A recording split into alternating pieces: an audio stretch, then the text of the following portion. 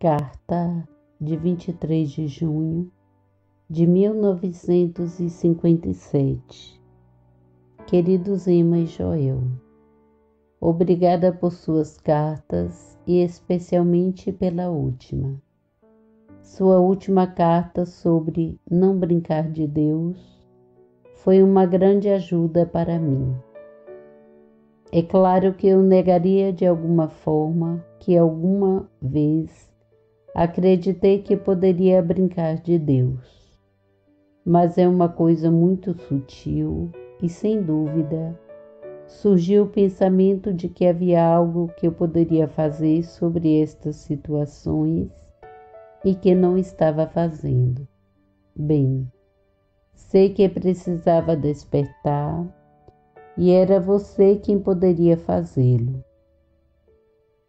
porque acredito que a cena humana é uma sugestão mesmérica, mas suponho que devo ter esquecido disso ou não deveria ter ficado preocupada. As palavras que você colocou na boca de Jesus em A Páscoa de Nossas Vidas continuaram vindo até mim. Abre aspas, em que falhei, fecha aspas. E com elas vinha a resposta. No entanto, a pergunta persistia. Antes de sua carta chegar, de fato, no mesmo dia em que você escreveu a carta, o despertar veio. Obrigada. No dia seguinte, Betty e o Albuquerque e Barbie, suas filhas, estavam comigo. E embora eu tivesse prometido levá-las ao aquário, eu tive que pedir licença. Apenas sabia que era necessário estar em casa. Embora meu instinto de anfitriã guerreasse com as exigências que a integridade espiritual estava fazendo, mas a primeira tinha que ceder à segunda. E embora eu sentisse que cada chamada tinha sido atendida, havia a persistente exigência de subir mais alto. Após alguns minutos de escuta silenciosa, abri a Bíblia naquela maravilhosa passagem em 2 Coríntios, abre aspas, doravante, não conhecemos nenhum homem segundo a carne. Portanto, se algum homem está em Cristo, ele é uma nova criatura. As coisas velhas são passadas. Eis que todas as coisas se tornam novas. Fecha aspas. Isso não era carne boa e nem carne má. Meu reino não era mais deste mundo, mas era um reino espiritual, povoada apenas pelos filhos de Deus. Alguns minutos depois veio a chamada, que deve ter sido o motivo da minha hesitação em partir. Uma mulher tinha desmaiado e tinha sido levada ao hospital pelo pelotão promotor. Betty e eu estávamos sozinhas no momento, e assim nos sentamos juntas numa maravilhosa sensação de paz, sem luta, sem esforço para fazer algo, apenas uma morada naquele reino espiritual. No dia seguinte, a mulher foi enviada para casa em um táxi sozinha e subiu as escadas até sua casa por sua própria força, tão ativa como sempre. Mas você sabe por que me regozijo? Porque fui suficientemente receptiva e obediente para responder à demanda do Espírito, para vigiar um pouco mais, e está disposta até mesmo a parecer indelicada a fim de obedecer ao chamado interior. Minha convicção da exatidão deste princípio é tão forte que, quando não há resposta, Meu primeiro pensamento é que deve haver algum ponto em que eu tenha falhado em minha realização. Em outras palavras, a realização não foi completa, embora eu sentisse tal sensação da presença e parecesse que minha mente estava imbuída da verdade. Que verdade? Posso ouvi-lo perguntar tão bruscamente que eu praticamente pulei da cadeira. Lembra? Obrigada, não hesitarei mais nessa resposta. Toda sugestão de um poder, substância, lei, causa ou atividade diferente de Deus tem sido confrontada com o reconhecimento da unidade. Parto para o Havaí no dia 17 de julho, às 23h50, e chego a Honolulu no dia 18 de julho, quinta-feira, às 15h10, voo 29. Meu coração grande nunca pode ser grande o suficiente para segurar o amor e a alegria que sinto. Há tão pouco que eu possa fazer para expressar até mesmo uma pequena medida disso. Meu único conforto é que você olhe através da superfície e vê com olhos de ver, o que eu verei em breve. Carinhosamente, Lohane. Para minha segunda viagem ao Havaí, Joel me enviou uma passagem de avião e novamente providenciou um quarto com cozinha no Hotel Marek em Waikiki. As semanas lá foram movimentadas, pegando o correio na estação Paua a cada manhã, viajando para Lecou Palace de táxi e ficando lá até as 9 ou 10 horas da noite. Nunca um dia monótono, nem um dia chato. Não. Cada dia trazia suas atividades especiais e variadas, entre as quais trabalhar na carta mensal, ajudando a Emma a preparar o almoço e o jantar quando comíamos em casa, e ajudando-a com alguns detalhes da sua nova casa, como arrumar a extensa biblioteca de Joel na estante de aproximadamente 6 metros em um dos lados da imensa sala, e intercalá-las com bric-a-braques de valores inestimáveis enviados de todas as partes do mundo. Antes de partir para o Havaí, Joel havia me pedido para preparar um artigo para The Seeker, uma revista publicada na Austrália.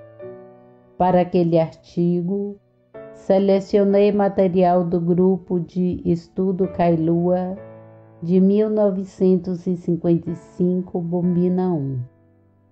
Quando ele o leu, olhou maravilhado e disse: "Ora, é exatamente nisso que estou trabalhando hoje."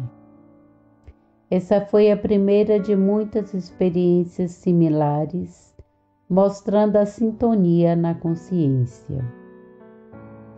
Joel passou a salientar a importância do princípio de um poder ser tão grande, pois assim não haveria nada contra o qual ele teria que lutar. Esse poder é um poder espiritual e com ele vem uma compreensão da verdadeira não resistência. Segundo Joel, isso não significa não fazer nada, mas sim, através da conscientização dessa verdade, testemunhar ativamente a incessante atividade harmoniosa da única consciência, funcionando para sempre como realização e perfeição no silêncio do ser puro. Nessa consciência, não há mal que possa vir até nós, e não há bem a ser obtida. Não buscamos nada, e, portanto, não é necessário poder. Contemplamos o ritmo do universo como o primeiro passo, e então ele se torna parte integrante de nós à medida que o sentimos fluindo de nós. No início do ano, em minha primeira visita ao Havaí, Joel havia compartilhado comigo algumas de suas experiências em sua viagem ao redor do mundo em 1956. Uma noite, ao jantar em um pequeno e tranquilo restaurante, este mesmo contador de histórias contou como ele havia parado por um dia no Congo belga para trocar de avião a caminho de Joanesburgo, África do Sul, apenas para descobrir ao chegar em Joanesburgo que sua bagagem, para seu desgosto, estava desaparecida. Ele tinha certeza de que seria encontrada, mas por 3 semanas, até um dia ou 2 antes de partir para a Índia, não havia bagagem.